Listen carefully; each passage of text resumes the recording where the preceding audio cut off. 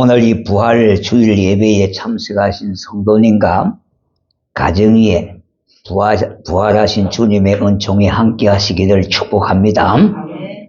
좀 지난 이야기입니다만은 뉴욕에 살던 한 유명한 코미디언이 죽기 전에 이런 유언을 남겼습니다. 내가 죽으면은 내 시체를 해부 실습용으로 기증을 하겠소. 특별히 내 시신을 하버드 대학으로 보내주기를 바라오. 이것이 내가 부모님께 소원을 갚아드리는 유일한 방법이기 때문입니다. 그렇게 말을 했습니다. 아마 이 부모님은 평생에 보면은 자녀들에게 하버드 평생 소원이 된 것 같습니다. 내가 하버드에 들어갈 수 있는 방법은 죽어서 이걸 밖에 없습니다. 살아서는 들어갈 수도 없고 금방으로 지나갈 수는 있지만은 들어갈 수 없지만은 그래도 내가 죽어서는 내 시신이라도 하버드에 들어가는 것이 부모에게 소원을 갚는 것이다. 그렇게 생각을 했던 겁니다. 이 사람은 가쁜 숨을 몰아쉬면서 죽음은 역시 고통스럽다는 말을 남기고 세상을 떠났습니다. 일반적으로 죽음은 웃을 수가 없는 사건임이 분명하지 않습니까? 우리는 타인의 죽음에 대해서는 뭐 이러쿵저러쿵 이런 말 저런 말 할 수가 있습니다만은 그러나 막상 내 사랑하는 사람이나 내 자신에게 죽음이 닥친다면은 죽음에 대해서 이러니 저러니 쉽게 말할 수가 없을 것입니다. 세상의 많은 종교와 철학과 사상들은 죽음을 상당히 미화시키는 경향이 많이 있습니다. 그러므로 자살 애참론까지 등장하기도 하는 실정입니다.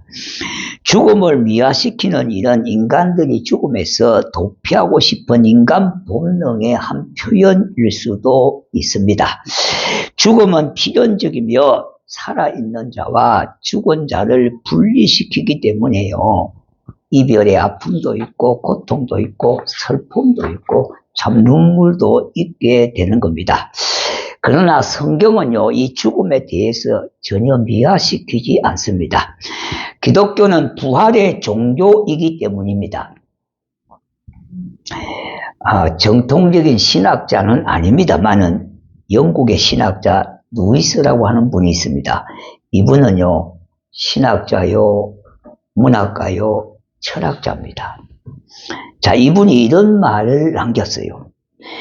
예수님의 최대의 업적은 그분이 부활의 메시지를 선포하신 것이고 그 메시지로 다시 사신 것이라 그렇게 말을 했습니다.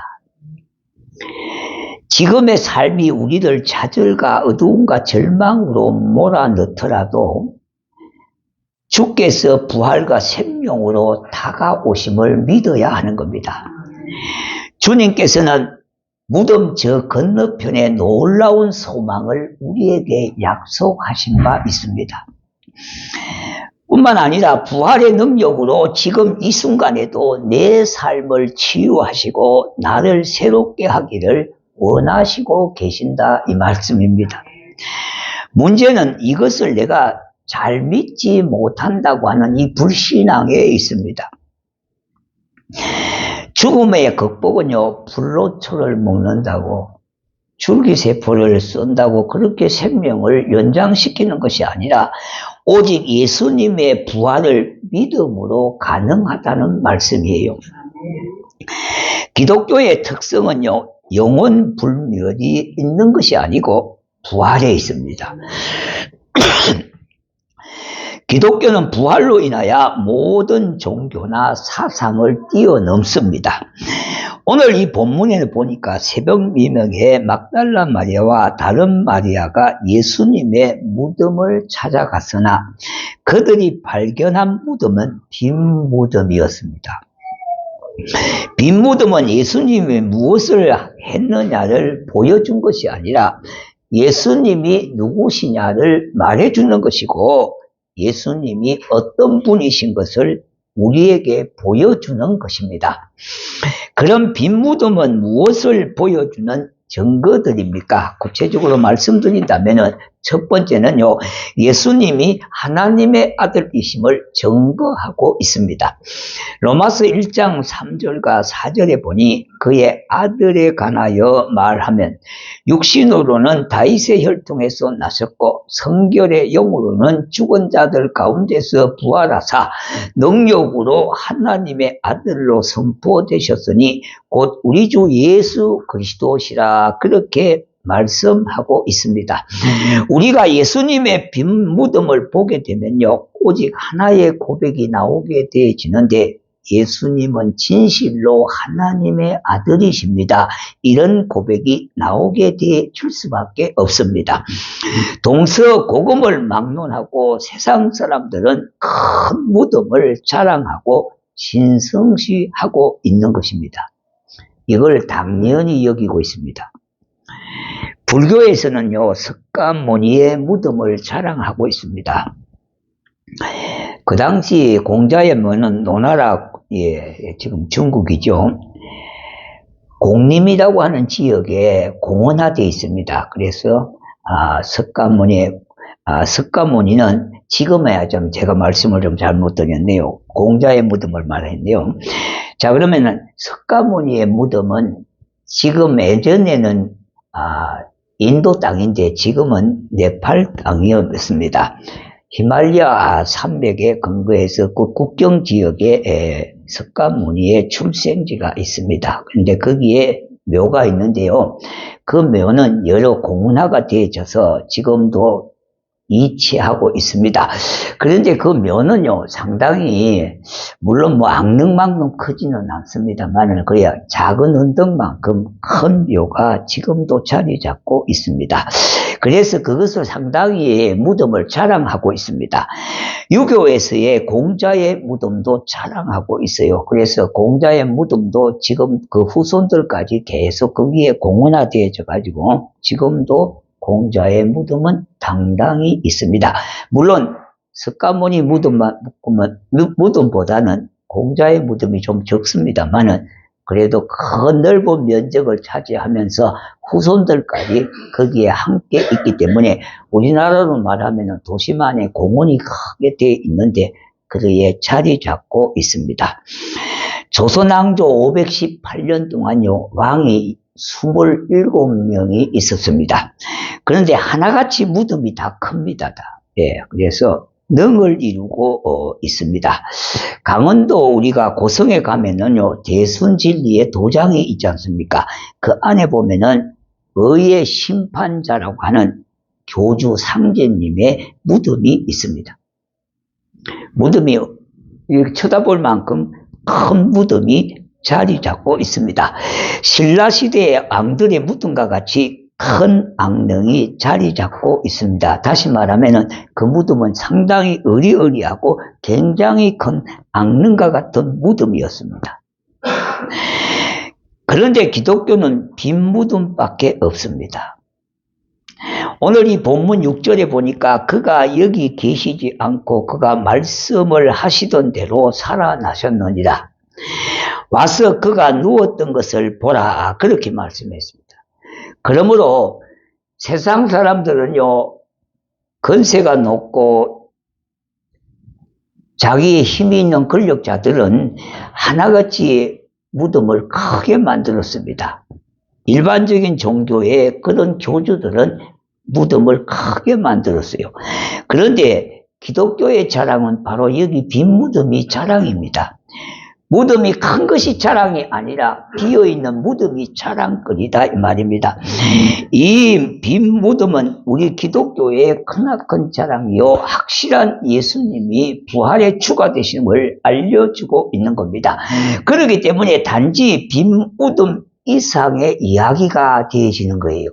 그냥 무덤이 비어있다 이것으로 끝나는 것이 아니라 무덤이 비어 있어야 하는 이유는 그분이 장사되었다가 죽은 자 가운데서 살아나셨다고 하는 의미이기 때문에 그런 겁니다.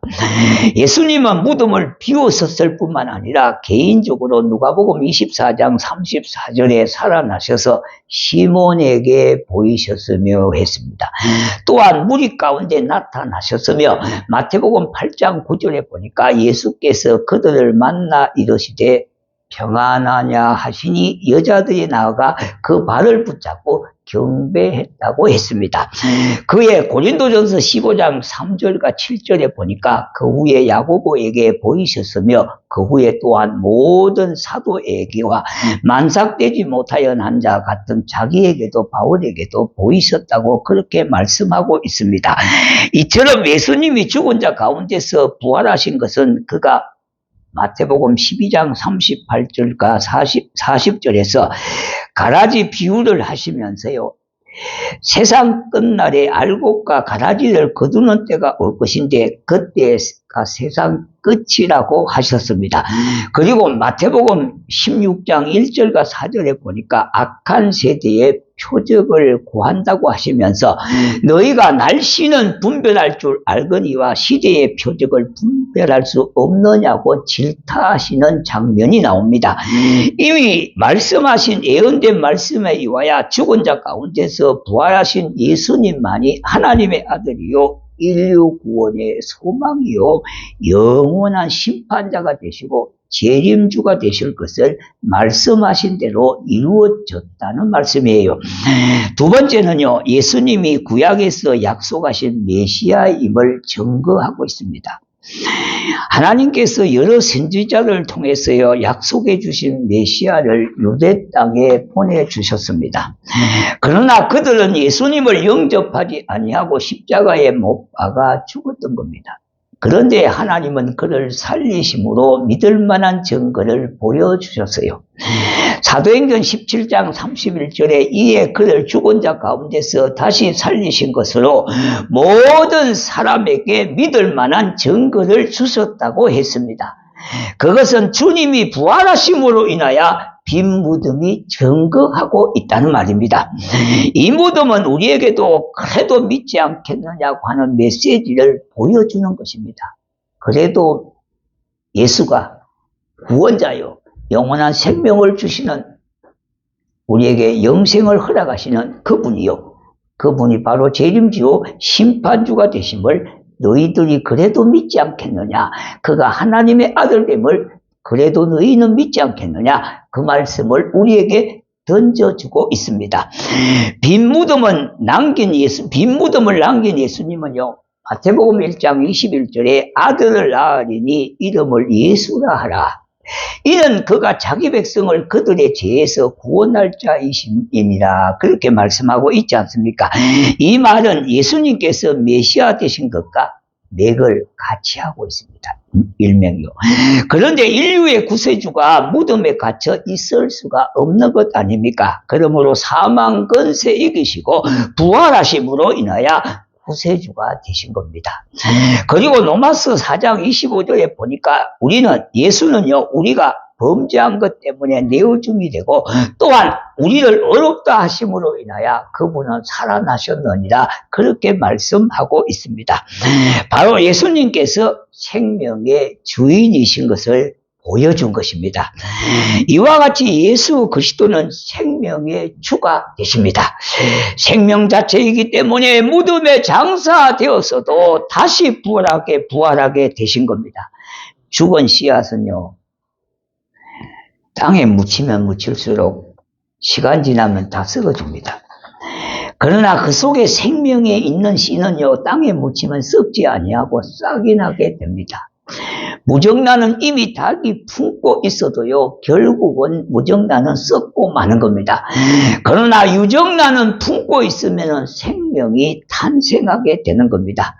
생명의 근원이신 예수님께서 그 생명이 내 안에 임하시면 들어가면 영원한 생명을 얻게 되고 그 생명을 누리게 되는 것입니다. 부활절 하면요, 가장 먼저 떠오르는 것이 뭡니까? 계란입니다, 계란. 그리고 흰옷을 입은 것이 생각납니다. 우리도 한 20, 30년 전에는 보면은 부활절 보면은 찬양대도 다 흰옷을 입고 있고요. 또 연세가 좀 지극하신 분들은 거의 흰옷을 입고 앞자리에 앉아 있고요. 또 이만한 또 중년 여성들도 보면은 이에만이라도 흰옷을 입고 다 그랬어요. 예. 그래서 계란하고 흰옷은 다 부활절 하면은 연상되어지는 것이 그 두 가지입니다. 두 가지. 대표적인. 그런데 그 중에 가장 대표적인 것이 뭐냐? 계란입니다. 네. 자, 여러분, 예수 그리스도가 무덤에서 부활하듯 달걀 안에 잠자던 병아리가 알을 깨고 나오기 때문인 겁니다. 이 부활절에 계란을 나누어주는 풍습은요, 만국의 공통적인 겁니다. 예. 이 풍습은 중세 때부터 시작된 것으로 알려지고 있습니다. 물론 개도릭부터 이게 시작이 된 것 같은데요. 그러나 이것이 그 의미가 있기 때문에 그러는 거예요. 예. 계란 많이 먹는다고 부활한 건 아니니까. 예. 그러나 그것이 우리에게 의미를 갖다 주기 때문에 특별히 어린 아이들로부터 이것이 의미가 있기 때문에 교훈이 되어지고 교육이 되어진다 이 말입니다. 우리에게 추석하면 뭐가 떠오릅니까? 송편이 떠오르듯이요. 설명절 하면 떡국, 오늘도 떡국을 드시겠습니다만 이 떡국이 생각나듯이요. 그와 같아요. 우리가 부활절 그러면 계란, 이게 생각나듯이요. 똑같은 겁니다. 요한복음 1장 2절과 4절에 그가 태초에 하나님과 함께 계셨고 만물이 그로 말미암아 지은 바 되었으니 지은 것도 하나도 그가 없이는 된 것이 없느니라 그렇게 말씀하고 있습니다. 그 안에 생명이 있으니 이 생명은 사람들의 빛이라 그렇게 하셨습니다. 그는 생명의 주인이 되시는 동시에 만물의 창조자가 되심을 알고 믿어야 하겠습니다. 자, 세 번째는요. 예수님께서는 잠자는 자들의 첫 열매가 되신 분임을 보여주고 있습니다. 첫 열매가 열리게 되면은요. 그 다음에 열매는 줄줄이 이어서 열리지 않습니까? 고린도전서 15장 20절과 24절에 그리스도께서 죽은 자 가운데서 다시 살아나사 잠자는 자들의 첫 열매가 되셨도다. 사망이 사람으로 한 사람으로 말미암았으니 죽은 자의 부활도 한 사람으로 말미암는도다 했습니다. 아담 안에서 모든 사람이 죽은 것 같이 그리스도 안에서 모든 사람이 삶을 얻으리라. 그러나 각각 자기 차례대로 되리니 먼저는 첫 열매인 그리스도요. 그 다음에는 그리스도 강림하실 때에 그리스도에게 속한 자요. 그 다음에 그 후에는 마지막이니 그렇게 말씀하시면서 이 말씀 속에 우리가 어떤 희망과 어떤 소망과 어떤 기대감과 어떤 약속을 가지게 됩니까? 우리가 매주일 나와서 하나님 앞에 예배 드릴 때에 사도신경을 암송하지 않습니까? 그런데 먼저 예수님의 부활에 대한 신앙 고백이 나오고 그 다음에 우리들의 몸이 다시 사신 것과 그와 같은 신앙 고백이 나오겠습니다. 자, 그렇기 때문에 예수님 때문에 우리도 부활의 영광스러운 날을 맞이할 수가 있을 것이다. 이 말씀을 우리에게 주고 있습니다.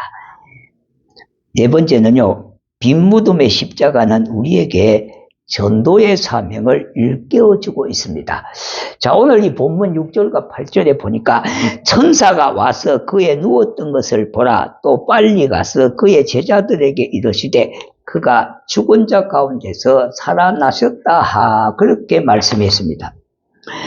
여자들은 무서움과 큰 기쁨으로 무덤을 빨리 떠나 제자들에게 알게 하려고 다름질했다고 말씀하는 것을 보게 됩니다. 자, 여러분, 주님 부활을 위해 초대교회의 전도가 출발점이 예수 부활로부터 시작됐습니다. 다시 말씀드린다면 더 나아가 선교의 시발점도 바로 예수님이 부활하셨기 때문에 너희는 가서 땅끝까지 복음의 증인이 되라고 그렇게 말씀하고 있습니다. 그 내용으로는 내가 만난 예수를 그대로 말하라는 겁니다. 내가 보고 배운 것을 말하지 않습니까? 우리가 내가 보고 듣고 한 것을 남에게 말하지 않습니까? 마찬가지입니다. 이 여인들도요, 예수님이 부활하신 것을 목격했어요. 빈 무덤이 그를 증거하고 있고요. 천사들의 말을 듣고 그들은 하루빨리 한시라도 급히 달려갔습니다. 제자들에게 말씀하기 위해서, 다른 사람에게도 말씀하기 위해서 그렇게 달려갔다는 겁니다. 예수님이 부활하시고 나의 생명이라고 말하는 겁니다. 예수 부활 내 생명이라고 그렇게 말씀하고 있습니다. 여기에 등장하는 여인들은요, 부활의 복음을 전하려고 빨리 달려갔습니다. 왜? 자기가 두 눈으로 목격한 것을요, 똑똑히 보았기 때문에 그래요. 백문이 불여일견이라고 하는 말씀이 있지 않습니까?